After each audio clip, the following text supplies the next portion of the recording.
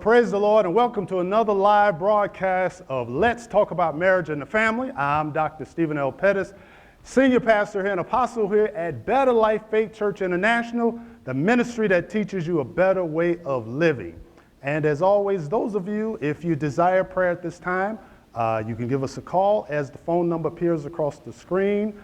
We have our Better Life prayer warriors, ministers, Pastor Lord, they are full of faith, amen, full of the Word of God, amen, just waiting to touch and agree and believe God for your miracle, even for your breakthrough. Amen. And even those of you, if this is your very, very first time viewing us, whether it's locally, nationally, or internationally, we welcome you. God bless you. Amen, amen, amen. Well, once again, Pastor Lord, here we go again. Amen. For this part of the ministry, let's talk about marriage and the family.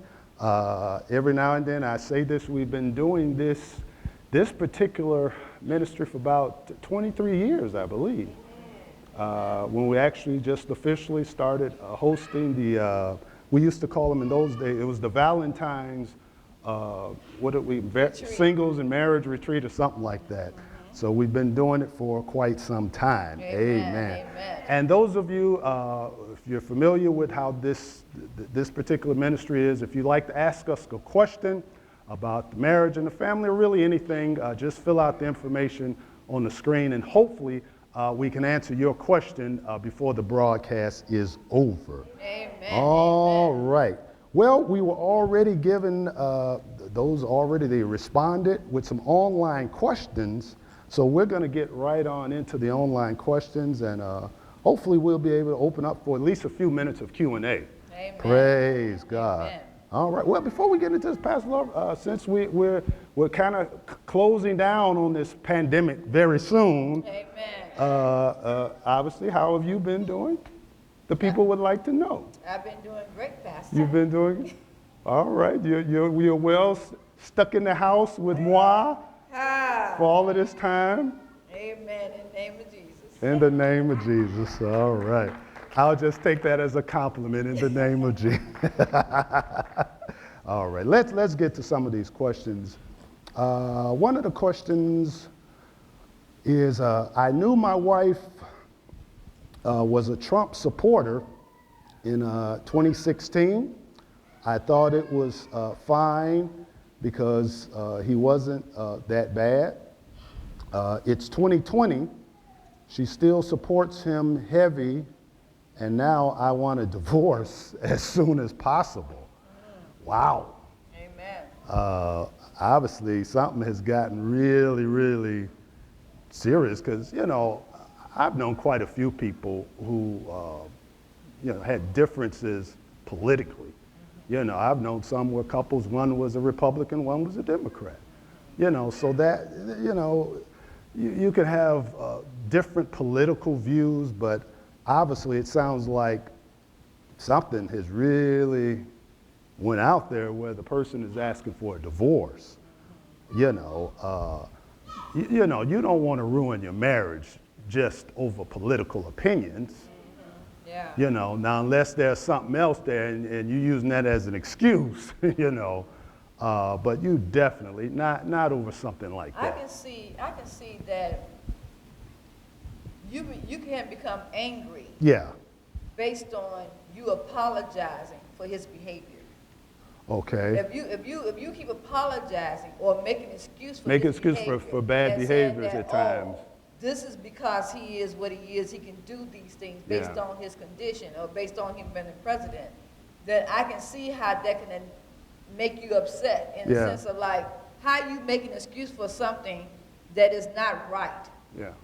And so that's where the trouble can begin. You can have underlying problems, but then when you start making excuses for somebody's bad behavior, it's no more than you have kids, and then the kids start acting up. You say, "Well, Junior is on that way because you have stepkids. He didn't have a father. You came along and he was 15 years old. So you start making excuses for bad behavior, and you cannot make excuses for bad behavior. All you have to do is just correct that behavior. Yeah. And when you don't have the opportunity to correct it, then somehow along the line it becomes a problem. Yeah, yeah. And it ain't just a problem anymore. Yeah. Now it's like you have allowed bad behavior to look good. Yeah, yeah. Yes, but like I said, unless there's something else going on politically, and then you got to remember this too. You know, when it comes to politics, the person does not stay in office forever. Thank God we are in a land of democracy where you have terms. Yeah. You know, other than our judges, but you know, we have terms. So, you know, if there's nothing more to it than that, talk about it, discuss it. If you Because need it's some gonna be counsel, over it's good. Yeah, one way or the 2020 is other. gonna be over One way or soon. the other. You know, 2020, 2024, however you want to put it, it's not worth doing that. You know, unless there's something else going on. All right? So you don't do that. I mean, you know. Or then you might have to come to the decision, maybe you just don't talk about certain things. Yeah. Just keep that off the table. Yeah, just keep it off the We table. don't talk politics in the house at Yeah, all. yeah, You know, yeah. that will help save because we're not giving our opinion. Yeah, two things, I don't know if they say it now, years ago when I was a kid, two things you don't talk about, religion and politics. So, but we're not saying do that, but hopefully you don't divorce over nothing like that. Okay, another question was, this one says, my girl said, now I'm not sure what this means. My girl said her pH was off balance, so now I'm under investigation. What's up with that? I don't know what. Well, the pH balance is when a woman is really her vagina. Oh, off okay, balance. okay. And I that thought maybe means- that was some type of. It mean that You more know. acid inside of her. Okay, okay. Than whatever. So when her pH balance is off balance, that's when the man have to use a condom. Which other words, because she have a yeast infection or she might have some other infection because her balance is off. In other words, either he gave her some or she has contacted something based on. So her that's why balance. he's saying, so now I'm under investigation? Right, he's under What's up investigation with because that? because she can get She's- the disease if he gave it to her. Oh, And she has the itching and the burning and all this going on with her body. And she's saying like, okay, now don't touch me based on my pH balance is off. So in other words, either she has a lot of acid inside of her or something that she was wearing something too tight. Well, women do wear something too tight. And you cannot wear that too tight because it's an air condition okay. and it don't need to be tight. So in other Okay. words, if it's off, then it's best for him and for both of them for him to wear a condom at that moment. Oh. Well, I learned something. I'm thinking pH was short for penthouse or something. I'm not a doctor of everything, you know, so. Okay, got your question answered? Women go through, they have the yeast infection and you know, they Yeah, have the yeah. urinary tract infection and blah, blah. And it's based on your pH level could be off or you're not drinking enough water or you got on something too tight. Okay, all right, okay. But I guess Torsten, I'm under investigation. So it sounds like if she's caught something, she's maybe If saying she maybe caught something he based gave on him what she something. did not do, then she can investigate him, and he can say, well, why am I under attack? Okay. Because now I have to wear a condom. Oh, okay, all right. Okay, next question. Wow, this is one here. Me and my wife eloped 8 years ago. We only dated for 3 months. We were that in love. But last year at a family reunion, wow, we found out that we are distant cousins. Now I feel nasty and conflicted. Well, I'll say this, how distant? How distant? Now this was just a general question. How distant?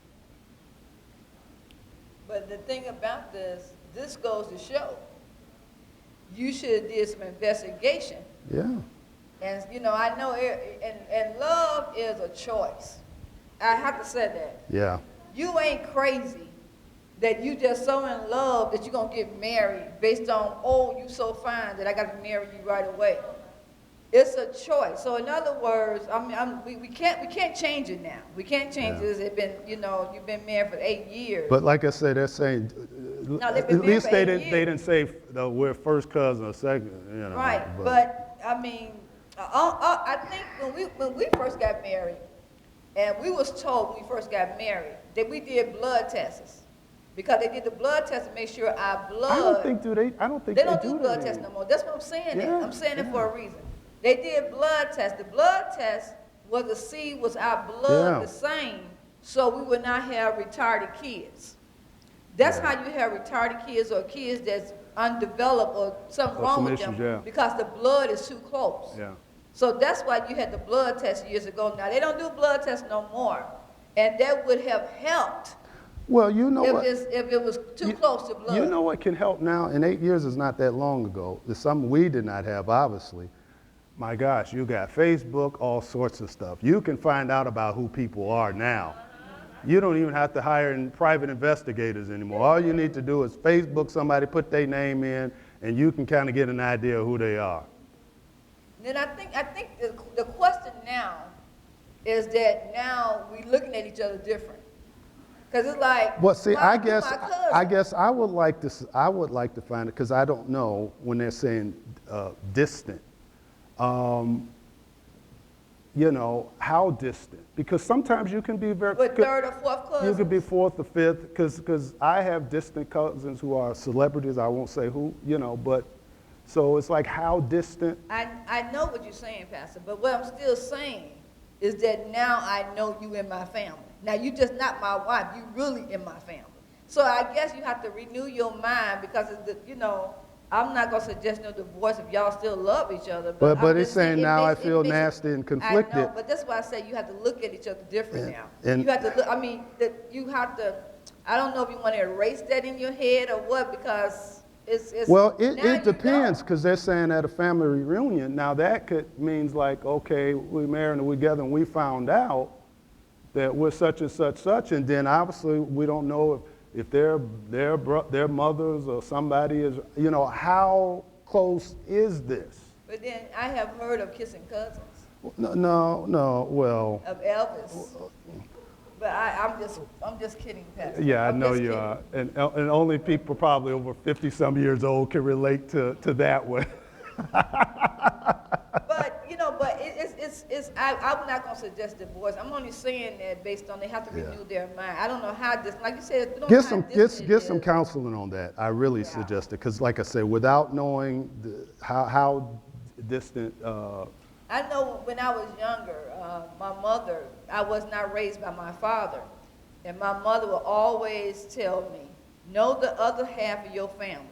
Because once you know, because you don't know, one day y'all might go to the same school, and then you wind up hooked up with your cousin or your brother or something, because I didn't know how my brother looked. So you said, know the other half of your family. And that's what a lot of people don't know, the other half of their family. If they, you know, if you just more on your mother's side and now on your father's side, or more on your father's side, and then you don't know the other half of your family, and then that thing you know, you're like, oh, what? Is it like you go to a funeral and say, how you at this funeral?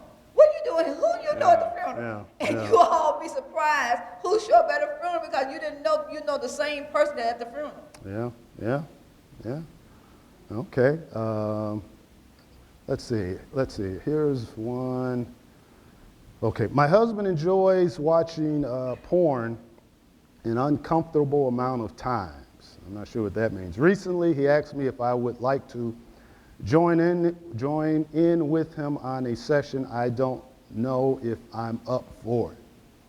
Okay, watching it at an uncomfortable amount of time. I'm assuming the person is hooked or watches it a lot. And he asked me would he join in with him, to watch it together. And she says, I don't know if I'm up for it. I don't really know. Like I say, sometimes these questions they're general. We can only give general answers. If you're Christians, you need to get delivered. Okay, that's number one, because you're bringing lust into the relationship. So that's one thing. Even if you're non-Christian, that's just not a good idea of that, because you're bringing lust and you're bringing somewhat of fantasy in your head. You know, and you gotta, non-Christian or Christian, you gotta be careful with that. So that's never a good idea to do that, because then it brings about comparison. And whether it's pornography or movies, they are always over-exaggerated. You know, in other words, it's not totally as real as you think. Okay? So that's never a good idea, period. And then you're saying you don't know if you're up to it. If you're not comfortable with that, you don't do that. That's no different. I think we talked about this, I don't know if it was last month or 2 months ago, with married couple when it's dealing with oral sex or different things like that. That's something that has to be agreed upon. Yeah. If one is not in agreement with that, you don't do that. Yeah. You know, so whether it's this or whatever, which is not a good idea, period, is you know, if a person doesn't want to do that, don't do that. And you need to stop doing it yourself. Okay, like anything else, I'm not coming down on you. Like anything else, you need to get delivered from that, because that's not helpful. And I know the world says that, but it's really not helpful, because it does something to the psychic. You know, I've said this publicly when I was a young child, being exposed to that very young, and it did something to my mind for quite some years. You know, so that's not a good idea. All right. Okay, let's see. Where we have, is this, okay, I won't say the name here. It says, I'm a single father. I'm a single father because my baby's mom, my baby's mom is trash. But my son is out of control. He is 15 years old and loves the street life. I've tried that rod, but no avail. Okay, let me read that again. I am a single father because my baby's mother, okay, first of all, you know, you could be upset, but don't ever do that. We've said this for years, whether it's single father, single mother, don't ever degrade the child's parent. Amen. Even if they're irresponsible and they're not living up to their responsibility, you never do that. You never do that. You're better off just not saying anything, but you never do that under no circumstance. But my son is out of control. He's 15 years old. He loves the street life. I've tried that rod, but no, I'm assuming he's tried to whoop the person, spank the person, or whatever. But think about this. I don't know but this 15, to be true. I don't know it to be true, but I'm assuming that the father and the mother, okay, we know the mother and father might not be together. They're not together, yeah. So then when the mother and father are not together, the son has to get introduced to the lifestyle, which means that he was already doing this before you came along. Yeah, where did it start? In some kind of form. And then when you come with your authority saying that I'm your father and I'm this and that, and I will knock you upside your head, I will do this to you, then it's like, and I know how young boys feel when they really come to be 16 or 15 or 17 years old. Like, you can't say nothing to me. Yeah. And they always feel like they have to rise their chests up to fight their father. And because you look at them like 15 years old, like nothing, but 15 years old and him saying, I know the streets better than you do. Yeah. Now, I don't know that be true, but if you say he Yeah. loved the street life. And I have seen boys, like, you can't say nothing to me. You know, especially if he talking about the mother to the son gonna be defensive. Yeah, yeah. And talking about my mama, and then looking at you with other women, and you Yeah. talk about my mama, and the women that you're bringing in, or the women that you are with yourself, don't look better than my mama. See, it goes to all kinds of things where you can't talk about nothing until you play the game. You know, by sparing the rod, by saying I whooped him and I got him all. It has to be right now. It's accountability on both of your parts. Yeah. Plus, I don't, like I said, we don't know if the father's in the boy's life from day one. We really don't know. But the key word here is that he loved the street. And why does he love the street? That didn't happen overnight. It didn't happen reason overnight. for that. It didn't happen overnight. That means he had to be very familiar with it, because that's where he got his comfort from. Yeah. So, okay, hopefully that helps. Like I say, And with any of these questions, those who've written in, we can only answer it because you're not as much detail. But if you like follow-ups, you can always, you don't have to wait till the first Wednesdays or whatever. You can always write to us. If you would like to write in detail, then we can get it, and then we can properly give you more. The more information we have, the more answer we can give to you. Amen. Okay. Here's the next question. My husband and I cheated in our marriage. We said we want to make it work, but he can't let go of my one mistake when I forgave him for cheating many times. Well, if he can't let it go, now I don't know what happened when said we want to make it work, but I'll tell you this much, and it is not fair. So let me say this. This is not fair. It's not fair at all, you know. But for the most part, it just seems like, especially when you have a case like this where both committed infidelity, and I base this off experiences and talking to people and all of that kind of stuff, where women can tend to be a little more forgiving, and it's so hard for a man To let it go. to let that go. And it's not fair. Even though you did it too. Yeah. And it's a funny It's thing. a thing. It's a thing. psychological thing, because we know this with people in general. It's almost like, and this is how society has been for years. If a guy has been with multiple people, you know, he was considered a playboy or whatever, and nobody not says too much. But then if a woman has been with multiple people, she's not viewed too nice. And that's not fair. It's not fair. Because you'll have a guy in a second who say, you know, I want somebody who has not been touched, but you've driven to Mississippi back and forward. It's just not fair. The standard has never been even. No. And I don't think it will ever be even. No. Because you have chauvinistic, you have people that's proud, and people that feel they are more than you. Like they did you a favor by marrying you, or did you a favor by being with you. Now let me say this. Now this is a real psychological thing, and I'm not going to say this in the audience, but a lot of men don't want to admit it. But there are a lot of men, not all men. They base sex on masculinity. A lot of men do that. So that's why they feel that that's part of their macho-ness, their masculinity. And so that's why it's difficult for them to accept that another man has been with their woman, because they kind of put that as part of their masculinity.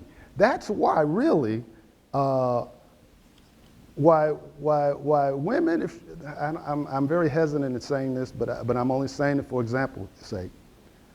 A lot of men, how women can really put them down is by attacking that. And if you attack that, I've seen men cry, men just broken down because that was attacked by a woman, because they attached that to their masculinity, which you shouldn't, but a lot of men do that. And I don't know if that goes into when you were younger, you know, with this macho thing of who you were with, and like you're just, you know, you're like you conquered and this or that, or you think, and that's young men. You're right. And you have men, if they have that ego like that they did this, and the thought of if they get with somebody, they'll be in love with them forever. And I knew that as a teenager. That is not true. And then even so, Pastor, let me put this on the mark. I hate to say this, but I'm going to say it anyway. You'll say it in a nice PG version? PG version. Yeah. Especially when a man got a virgin. and he think that, oh, she don't have no comparison, she won't want nobody And else. like That's she'll be naiveness. tied to him She'll be forever. tied to him And that is not That true. so stupid. Not true at so all. Stupid. Not true. I don't even want to put a word. Not true. Stupid. Not true. But But a lot of men think that. They think that like they'll I'm never the only be. one. I'm the only driver. They don't know how any other man is good. And you don't realize It ain't about the sex all the but time. that mindset could be, yeah, it was cool, but I just wonder how a Cadillac would be now. Come on now. I wonder how Mercedes would be now. wonder. I wonder how Rolls Royce Come would on be now. Come on now. See, I feel the men, their ego is. Because So that never was true. That's That was never That's true. never true. So in other words, so neither party need to be naive. No. Don't be naive and say, oh, she'll never want nobody, or he'll never. I tell women all the time, you don't want that one-tooth man. That one-tooth man would be somebody else's Cadillac. They're like, I want that one-tooth man. I don't want that fat belly man. That fat belly man. To each his own. In other words, do not knock it out. Don't say nobody will want you. That's a lie. Yeah, that's right. I have seen women with 10 kids. Yeah. And the man want all 10 kids. Yeah. So don't be naive and say, nobody don't want you. Who wants you? Walk out that door and find out. Just walk out. Yeah.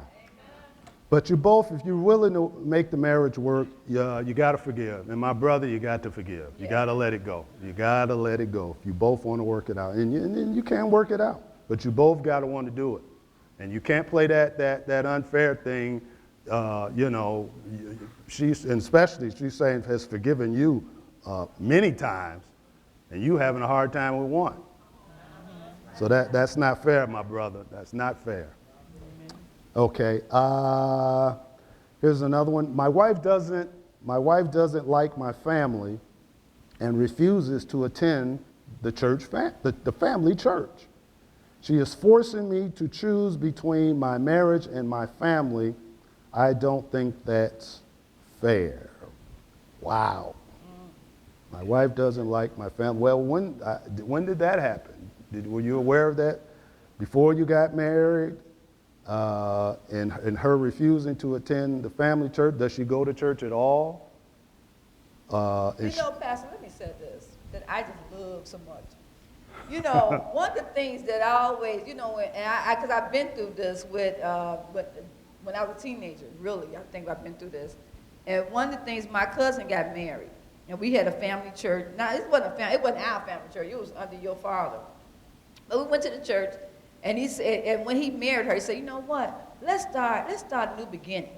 A new beginning meaning that let's go to a new church where we can start our own family, our own tradition.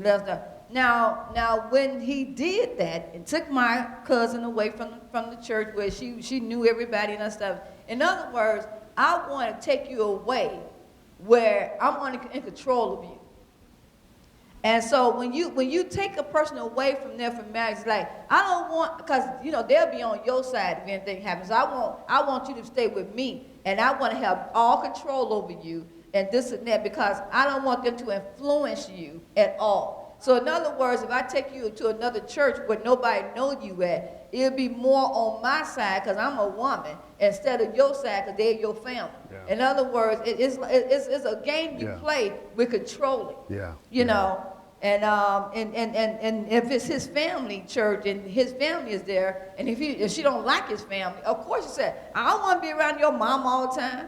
Yeah. I don't want to be around your cousin. I don't want to be, and that is, and the funny thing about that, because when I read the question, I thought about what's that Martin Lawrence movie when he went to the family reunion, and the girl said, "You Roscoe." Oh yeah, Roscoe. yeah. Don't you're not like them. Yeah. And I'm thinking to myself, he is like them. He came from them. Yeah. Saying, you bad, you're Roscoe. See, that's the problem with. It's funny how you separate the family from, that's where I came from. And Roscoe didn't get it to the end of the movie. Said, well, girl, you crazy.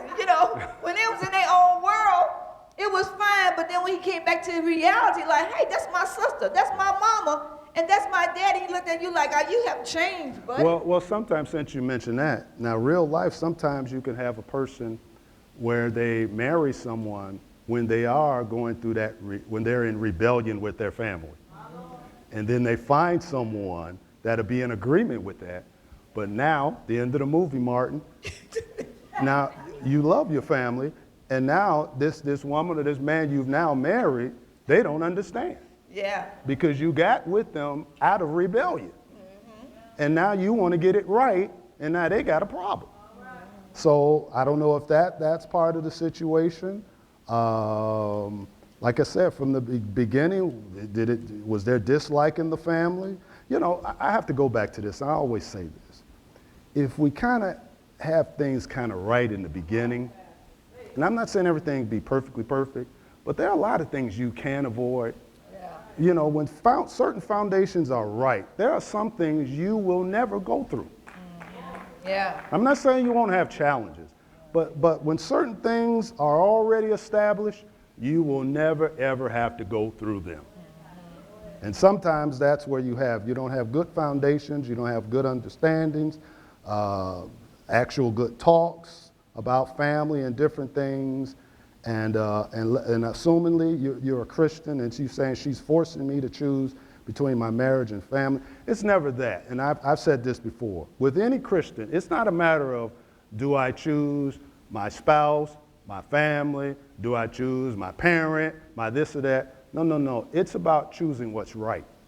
But but some people would see, this is how you can always make the Bible say what you want it to say. You can everything you can use the scripture for. Say, well, you're supposed to leave and cleave, and that's what the Bible talking about, leaving and cleave. You're not supposed to be around your family because you're supposed to leave and cleave, and now we got to learn each other. I didn't see nowhere in the Bible where it said leave your mom and daddy. It doesn't say that, right. I just don't understand that part. You leaving and cleaving. Leaving and cleaving do not mean leave your family. Right. Leaving and cleaving is that we got to learn each other. Yeah. Based on my morals, based on your morals, and we are coming together to bring us as one. And it don't take a day to do that. Right. It takes years to do that. Yeah. It take funerals. It take emergencies. It takes sickness. Yeah. It take things that happen. That's when we leave and cleave. It don't leave and cleave when everything going well. Right. You ain't leaving and cleave when everything going well because we in love now. But let's one of us get sick and get our arm cut off. Are you gonna leave me when my arm get cut off? Are you? When challenges come, that's when we come together. Yeah. Not what if my kid wind up having something wrong with me. Yeah. Can you take the stress of being with us together? Yeah. When that kid, see, that's when you leave and cleave. It's not about leaving all your family members and stay close to me. No, leaving and cleaving is that let's come together when stress come on. There are some other issues here. When problems come on. Yeah. And then you leaving I'm supposed to leave my whole family member, then you leave all your family members. We just go to Mississippi and don't start over. That ain't right. Well, for one thing, all of this, based on what it sounds, it's fault. This person has some fear. See, because whenever you're trying to take someone out of whatever, and then so you can have them all to yourself, there's fear. That's the spirit of fear. What are you afraid of? You know. So that's something that has to be addressed. Okay. Let's see. His next question: is it wrong to still whoop your kid in 2020? It disciplined me when I was a child. My kid threatened to call DCFS, and it just made me want to whoop him again. Well, there's no year that says sparing the rod has expired. You know, and it's not, and whoopings is not punishment, it's correction. And that doesn't mean that a spanking is always the right answer. So it's not automatic if a kid does something, then automatically bring the belt out. No, it doesn't mean that all the time, you know, because there can be other ways to do it. But sometimes it may require that, especially if you have multiple kids. Yeah. See, because some kids you can talk to them, and then others won't move until they have felt something. Yeah. And the thing about this. Now I feel some people like, I don't agree with that. Well, until you get multiple kids with multiple personalities, that's just a reality. And then each kid is looking at when the other kid mess up, what you gonna do? That's true. And then they look at that, they said, well, you didn't do nothing to Jimmy when Jimmy stayed out all night. Right. And now I stayed out all night, you're going to come against Exactly. me. So in other words, they compare how you discipline your kid. And I think when I had kids, and I don't know what year it was, but they introduced my kid to 911. And they told my kids, this is the boy, I'm sitting right there in the room, and they told my kids, said, well, you can call on your parent 911. They had the kid repeat 911. And I just looked at them like, I wish you would call 911 on me. Because you know what? I look at it like they would throw you away just like I'm about to throw you away. You think that somebody wants you, you know, and I would threaten my kids. I'm like, you better not, I just, it's like a dare, like a something, just a dare. I couldn't help myself. I just go bazooka. I'm like, you, and I'm not saying that for everybody. Yeah. But it's like, how dare you threaten me? But I'm giving you food, and I'm giving you a place to stay. Yeah. And I'm dealing with your attitude. Yeah. Because you have attitude at teenage years, attitudes. And you know, and if you don't catch it, it'd be 12 years old attitude. Well, see, you're saying the key thing. You have to start out a certain way. And like I said, I'm not saying that spanking, whooping is automatically the answer. I'm not saying that. But there are times that may be needed. Mm-hmm. You know, I got spanked and whooped not that many times because I saw some of my brothers get done. I'm like, I ain't going to all that. But sometimes it is necessary. Yeah. And the thing about it is, now we're not talking about abuse. You know, don't misunderstand that, because sometimes people have been abusive and caused issues, and we're not talking about that. We're not talking about that.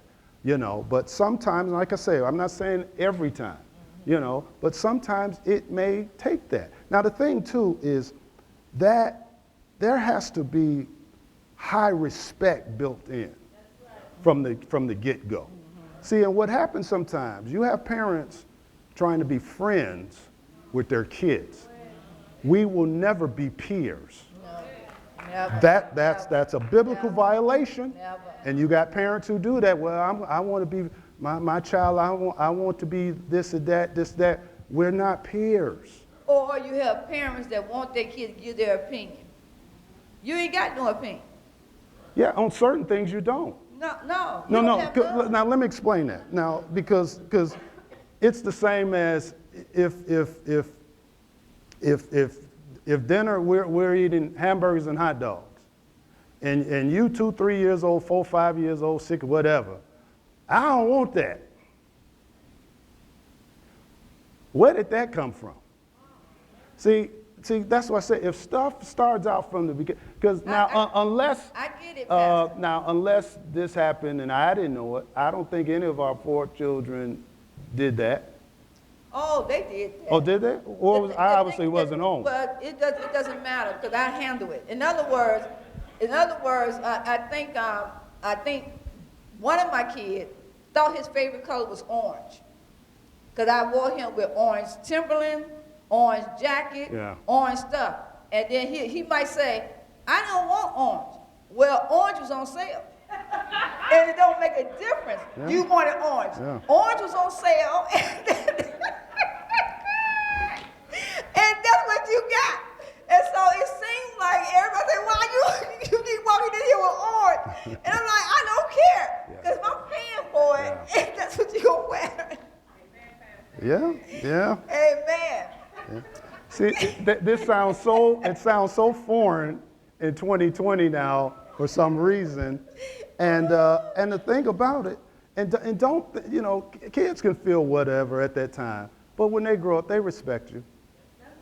And to this day, our children still respect you. You think so? No, I know so. Yeah, they to this day. But all 4 of them, including the 2 boys. Right, but they still, to this day, from the oldest, who's, how old is the oldest? 38, 37? I don't know. 37. To the youngest, who's 31, to this day, I can give them a look. And that look will never, ever go away. But the thing about this, when we have 4 kids, We get 2 of them can count on their hands how many times they got whooped. That's true. 2 of them. Oh, True. 2 of them. Yeah. But other 2, Yeah. they can just this numbers like I can't count. I can't count. But 2 of them. But see, but can count on their it hands. counts the point. Everybody is different. Yeah, everybody's different. You know, one of them, I won't say who, I just don't recall. I'm sure maybe whooped them once. I don't recall that at all. They might only got one. Well, maybe whooping. that was it. I but think then- they saw the rest of them. Maybe so. Maybe so. Okay. So we're not talking about punishment or nothing Right. like that, but your child should not. See, that's where the respect come in. Where it be like, if you touch me, I'm gonna call. No, don't do that. I think some of these 2020 people ain't liking that when I feel it in the invisible audience. To each his own. Yeah, Everybody to each his has their own challenge. Yeah. We are, you ask us to come and give you But the thing is, like I said, we're not saying that you do that it takes that all the time. But now, there has to, you've got to create from day one a level of respect and honor. We are not peers. And I see that all the time. Parents trying to be buddies with their children. I know somebody right now, and I know them personally, where she is the same age as me. She got a boyfriend that's the same age as her son. And her son rose up against her boyfriend, and she put her son in jail for rising up against her boyfriend. Now, he the same age as me. Now, we peers. And you going to put me in jail for rising up against my man. Yeah. Okay, let's see. All right, a couple more. We're going to kind of wrap this up. I've been celibate my entire life, 45 strong years. I worry I'm not going to find a husband or be able to carry a child. I am considering settling. Just for, well, I'm not sure what that means, but yeah, but consider settling. Well, first of all, don't get into fear and don't say you're not going to be able to find a husband. So stop that fear right there. I often say all you need is one. So don't get into fear of you're not going to be able to find a husband, and definitely don't get into fear you're not going to be able to carry a child. You know, so don't stop the fear. That's the first thing you got to do. Because as long as fear is there, then you will settle. And the thing about this is that this is what the confusion of the church is. You know, of course, you do have imagination what kind of husband you want. But then don't get confused when good comes your way. You ignore the good that came your way. Yeah. In other words, somebody's right there been looking at you all this time and they want to approach you or have approached you or whatever, and you said, well, he too short. Well, he too fat. This could be a good man, but you said he don't have what I want, and I just want to be something else. And you can get confused when good come your way, and you don't know when good came your way. Yeah. Well, like I say, you just stop the fear, first of all, seek God, and open yourself up. You know, seek God though, but don't get into any fear or none of that. You know, because once you do that, then you will settle. And sometimes you can settle so low that it brings more harm than good. Because sometimes people get caught up into, especially women, you get caught up into the idea of being married. And just because I just want to be married, then you've erased marriage. And now you're married to, the sniper. Because you just wanted to be married so bad. So stop the fear and build yourself up. And I believe this without a doubt. Matter of fact, I know this. You build yourself up in the Lord and all of that, and build your self-esteem up because now you're kind of when you're talking about settling, your self-esteem is diminishing. You know, build yourself up, and trust me, there are people out there. All you need is one. They are out there. And believe me, there are men out there who's looking for a good wife. Yeah. Amen. Yeah. All they need is one. All you need is one. But you got to build yourself up. Sometimes you're not ready. You think you are. But sometimes you're not ready. And as you said, that individual can be around, but you're not ready yet.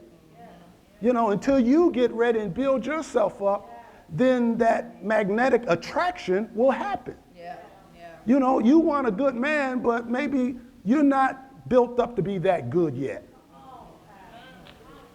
So once you build yourself up in that, trust me on this, that good man is good. He can't help himself. Because good men, strong good men, are attracted to good, strong women. Amen. Amen. All right, so that's what you do. That's your homework assignment, my sister. Build yourself up, stop the fear. And stay on that verse about Sarah, that she had a baby at 90 years old. Yeah. And when you hold on to that, then I'm just 45. I got 7 more years to work at this thing. Yeah. So, you know, and don't think that you're going to dry up or your egg's going to dry up and all that stuff. Yeah. That's fear. Yeah. That's fear. Because the thing about this is that God knows your desire. Yeah. That's the best part about it. God knows my desire, and God will give me my desire and my need. Yeah. In other words, I want this to happen for me. And you think that God loved me enough to make sure that happens? Yeah, He's going to love me enough to make sure that happens. Two things with that. Even from a medical standpoint, this is not 1950 something, that if you didn't have a baby by 30, you were washed up. Having babies by 40 is nothing. No, it's not the same. That's not the same. That's not even unique anymore. Somebody 40 had a baby, they're like, oh, congratulations. No big deal no more. Yeah. That's even from a natural, physical standpoint. Now, natural, physical standpoint. From a spiritual standpoint, as you said, you can hold on that to Sarah. Yeah. Some of us brothers in our 50s, north of getting ready to 60, holding on to Abraham. Come on now. Say that again. Come on now. All right, that's what I'm talking about. So trust me, it does work. That's all we're going to say on that. All right. All right. Okay, let's kind of wrap this up. I'm struggling parenting my daughter. I want her to be able to tell me things without fear of getting in trouble, but she makes it so hard. She's kind of a fast hussy. I'm struggling parenting my daughter. I want her to be able to tell me things without fear of getting in trouble, but she makes it so hard. She's kind of a fast hussy. Well, the thing about this with a daughter, she has to feel that she can trust you. yeah. And when she can trust you, then she reveals things about herself. She can reveal where she's afraid of and what struggling and stuff. You know, you want to be able to talk to your daughter because the daughter brings home the baby. the daughter brings home this. So in other words, I want to know when my daughter's having sex. Mm-hmm. I want to know who my daughter is hanging out with. I want to know if my daughter have any fears or doubt about her identity. Mm-hmm. So in other words, I have to be able to open up to my daughter and tell her my fears. You know, I can tell her that, you know, I'm afraid of being alone. And, you know, I'm afraid that what we got together is not good enough for you. You know, and so when you tell her your fears, that will open up to make her think about, okay, my mama is trying to get close to me, or, you know, give her something to think about, whatever stuff. But you got to tell her your fears. Mm-hmm. You got to tell her that, yeah, you know, when I was your age, I did some stuff. You know, I remember 5 years old, and I remember what I was feeling, what emotion I was. So I understood when my daughter was 5 years old, they think the same way. Yeah. And so every journey, your kid is going through the same journey that you went through. Yeah. So it should not be hard to figure out where they at right now. Yeah. I don't care how fast this world is, it's still at the same pace it was when you was a little kid. Yeah. You know, drugs ain't just happened. Drugs been around for years. Fat, hot boys, you know, boys tell you, let me clear your skin up. That been around for years. Let me bust that bump off your body. Clearasil. But I'm saying that line of let me clear your skin up. Exactly. So this has been a line that's been around for years. What year was we born in? Because some of this stuff. But it's the same concept. He could just say, sure it is. Let get in my new car or something. Whatever. Yeah, but that's a key thing, and we've said that before. It doesn't matter whether it's 2020 or 1972. stuff is the same. And even as a parent, with your child, it's nothing different. And sometimes that be the fear of a parent that their child at this age is thinking that way because they thought that way. But that should help you. Yeah. You know, even if they try to deny it. And don't you deny it. That should help you and know how to deal with it. The school give you condoms and stuff like that, you know, or they'll let you go to a doctor without your parent knowing about it, whatever stuff. But if you're comfortable with your daughter, then she would come to you and say, I want to go to the doctor. Yeah, yeah. So you got to make her comfortable, say, I want to go to the doctor now because me and Bobby been hanging around pretty much a lot. Yeah. Okay, that's pretty much with that. We've got literally 5 minutes only. 5 minutes only.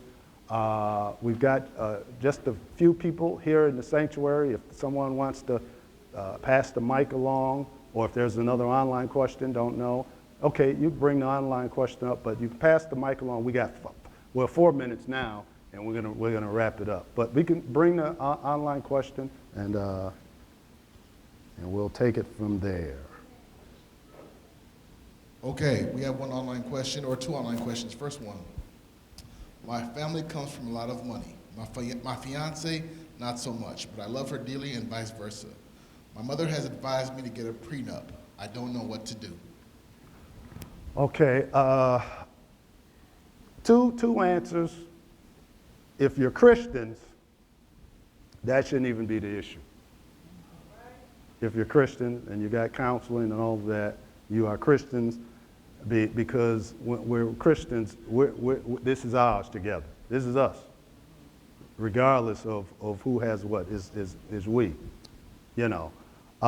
If you're not, and you feel like just in case and all of that kind of stuff, and you don't have that full trust and hope in the marriage, and you want to protect your estate and all of that, if she agrees to do that, and that's where you're at, then that's what you do, if that's what you want to do. But as far as Christians, no, there should be no prenup if we're Christians, because our intentions is we're in this for life.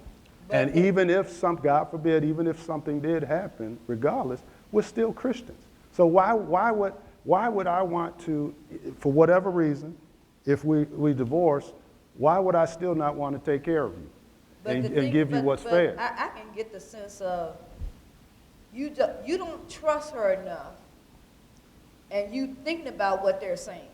But then he's saying that the parent is saying. I know, now there obviously sounds like a little issue in there. He can shut it down, regardless of his parents bringing it up. He can shut that down because he know her more than they know. Well, let's assume that the estate is his and it's not his and his family. But because you know what you do, you set up for failure.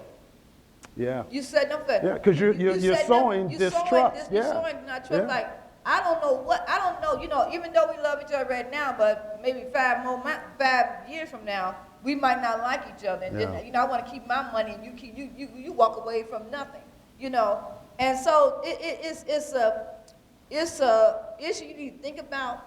Very much think that is this the one you really want? Yeah. Because that is a problem. Do I really want this person in my life? You know.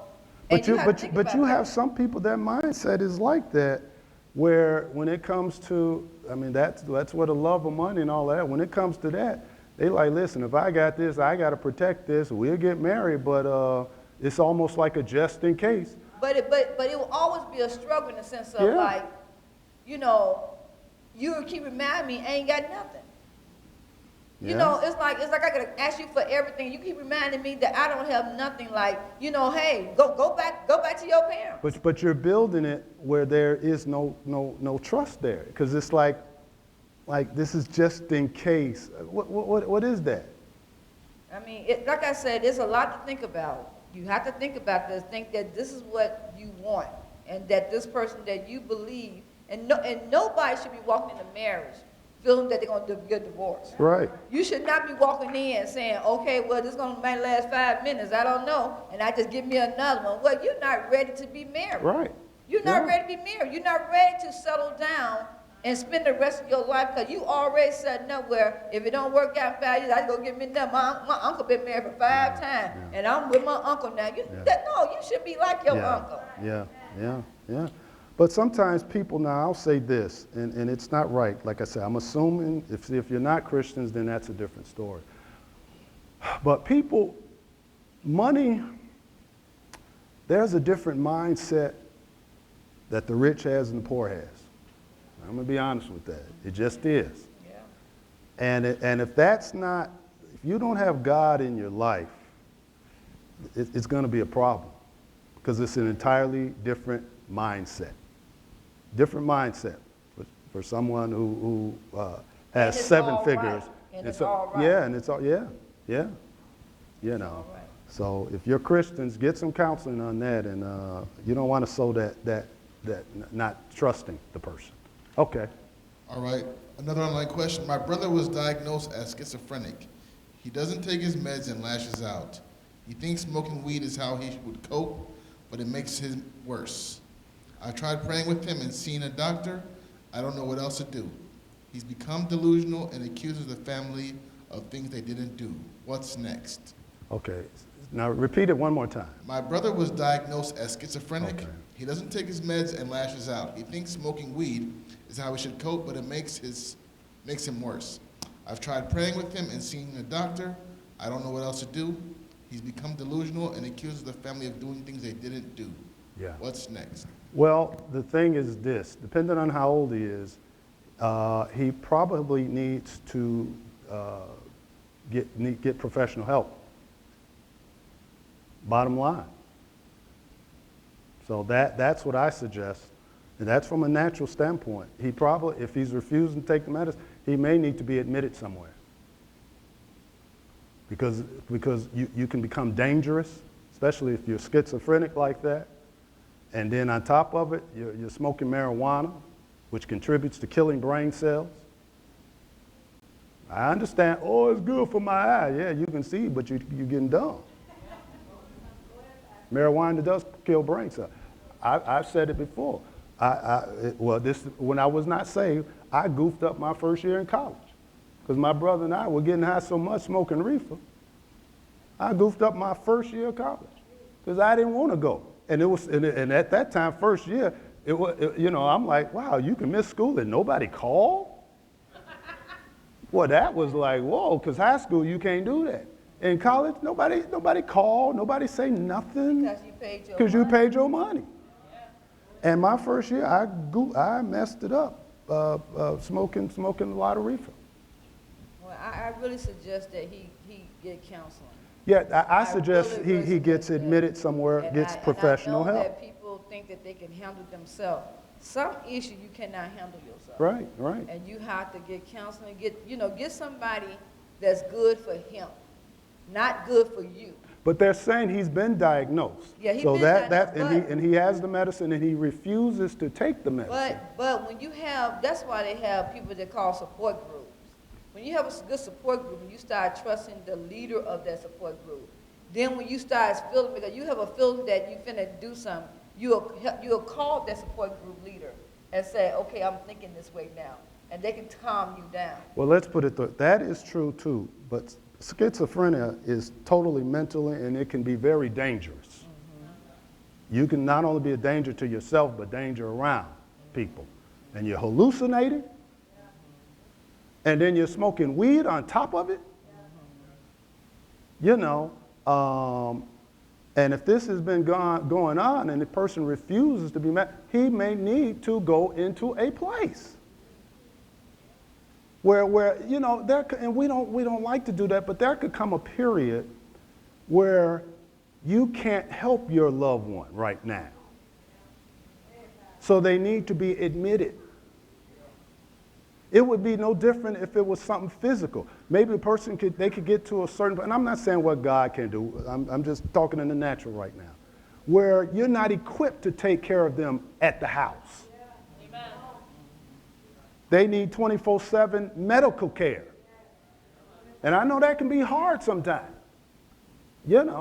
So if it's come down to that, they were diagnosed with that, they're not taking the medicine, and they're counteracting it with smoking reefer and all this other kind of stuff, they may need to be committed. And that might be the best thing for them. Now, some might say, well, you can't go them against their will. If they were diagnosed with that, yes, you can. It can be tough to do that to your loved one, but maybe you can't help them right now. So they need full professional help, professional care. All right? Okay.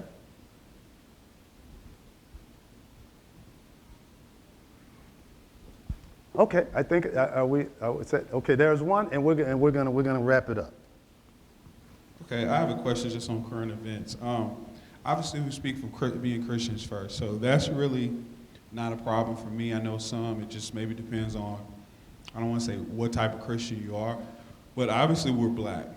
How much should we react emotionally to what's going on? And I don't necessarily mean, because we can be some people can look at us, so too high up that we're really not concerned about the surface levels, because, what's the saying, too heavily bound, no earthly good in that instance, and you can be looked at as if you don't care, right? But you do because you obviously look in the mirror and you see your blood.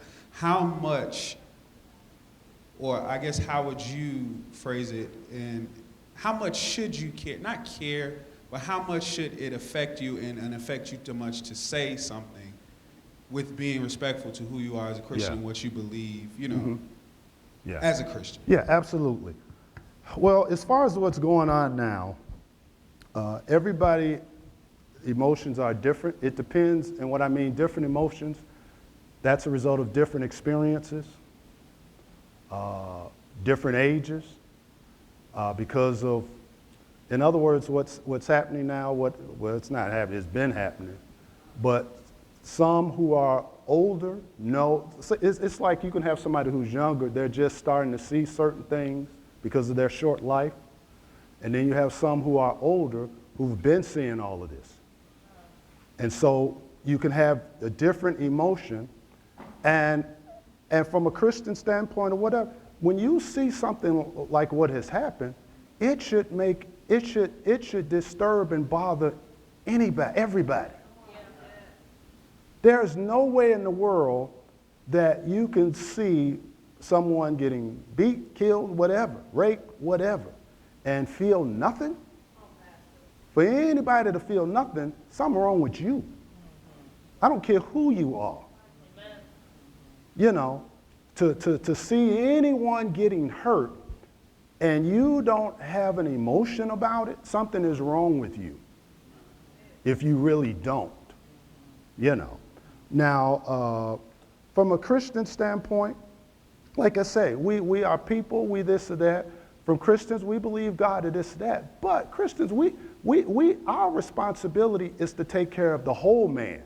Not just, yea, I say, thus say the Lord. That's one of the reasons that we preach prosperity. So, because we have more, we can physically do more. So it's not just about, in church or this, that. It's outside of that too. So if things are not right or things are not a certain way, or if we see injustices and all of that, we ought to react to it. Faith without works is dead. Yeah, we believe God, but then you put some works in that too. If we see that there's a lack of education or whatever, then we try to do what we need to do. If there's once again, it goes back to with the body of Christ. We have the finances and all of that. We can take care of a lot of this stuff.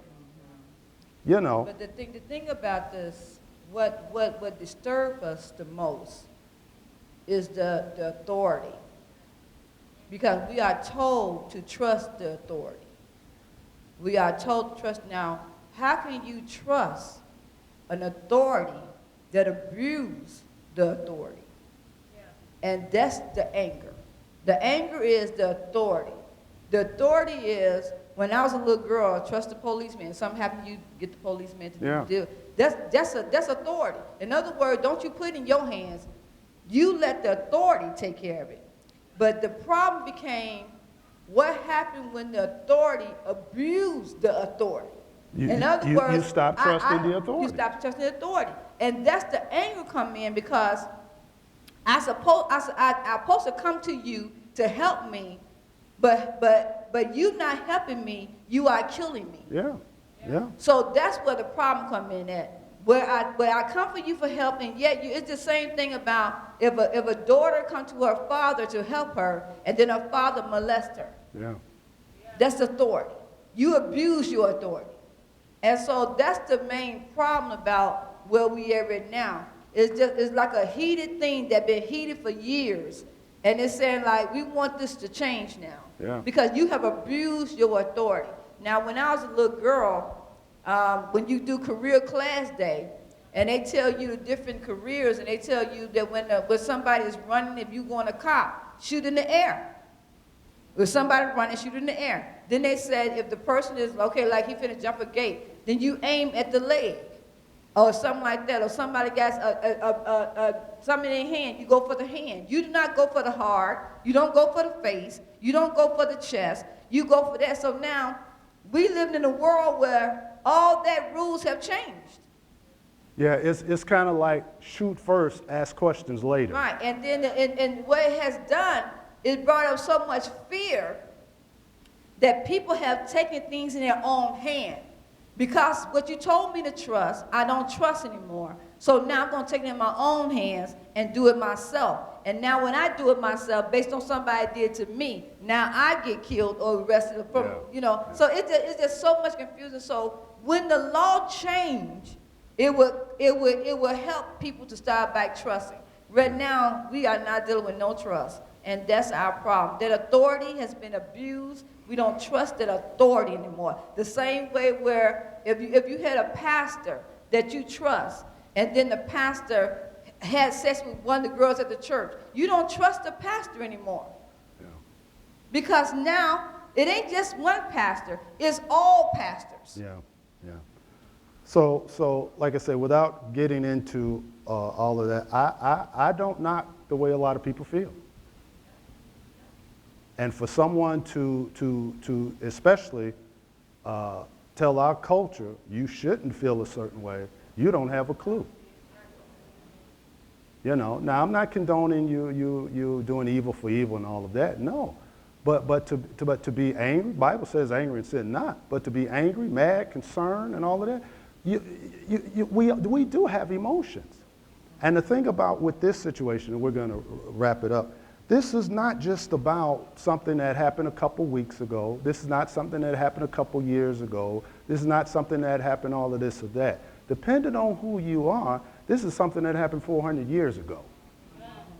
And it never stopped. You saying laws, some things will help when certain laws are changed. Because a lot of laws were made that did not benefit us. They never did. They were not beneficial for us. Now, I'm talking from a natural standpoint. So that's where certain things has to happen.